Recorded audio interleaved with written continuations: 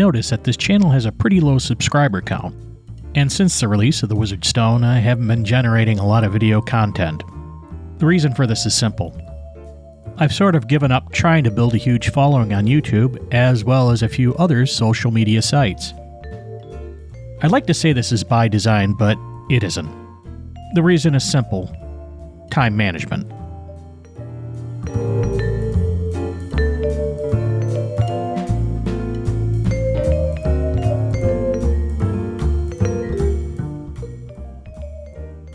Creating videos is pretty easy. Editing them, it isn't.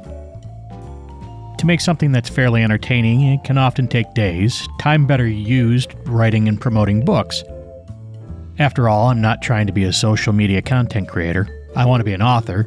Since a man can't serve two masters, I have to choose, and I choose books. Already I have a fairly lucrative career, I have family obligations.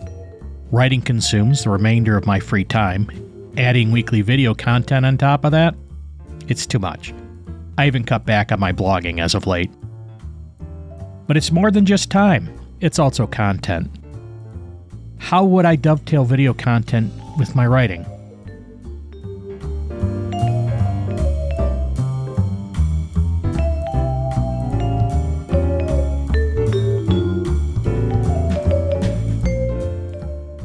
Writing advice?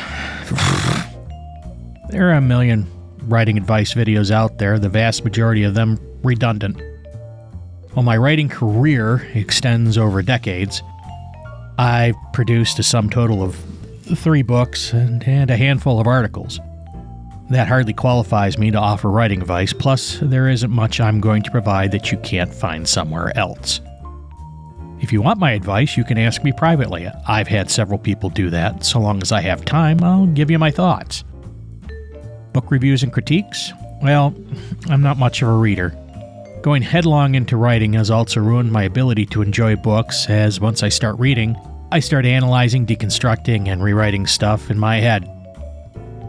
Second, I'm leery of criticizing other authors directly. I see authors publicly reviewing other authors as a sort of conflict of interest, given that it is a competitive field, so to avoid that, I just don't do it.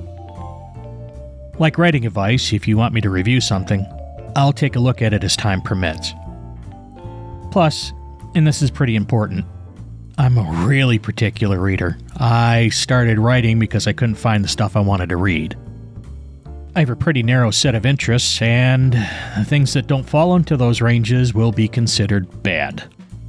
Given the subjective nature of the arts, I think somebody who is more gregarious in their reading habits, or somebody who focuses on a specific genre, would be better suited to review books. Finally, as an author, I've come to not care whatsoever what other authors think of my books. The only people I try to please are my followers and fans. I write what I want to read and focus on those people whose interests align with my preferred style and subjects. However, the nail in the coffin here, the dirty little secret, has more to do with the way YouTube and other social media outlets work.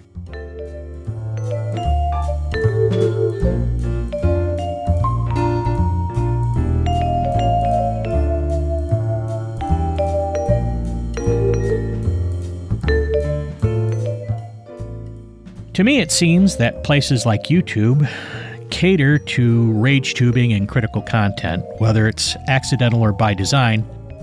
I've noticed that content that gets the most attention revolves around someone trashing someone or something else.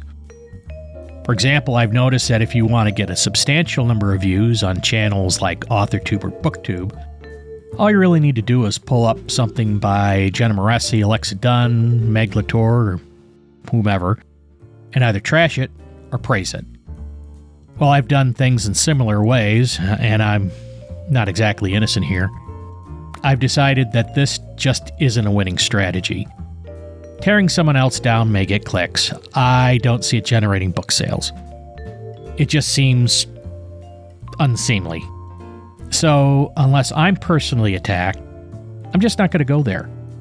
I may be critical of some of the more egregious things, like George R.R. Martin not finishing the Game of Thrones series or diversity checklists, but I'm not going to ride the algorithm to fame and glory, so sorry.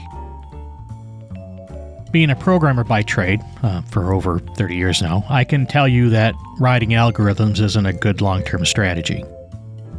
Code is subject to tweaking and changes. If I'm not going to chase trends in writing, I'm certainly not going to do that as a marketing strategy. Old school hard knock methods are tried and true.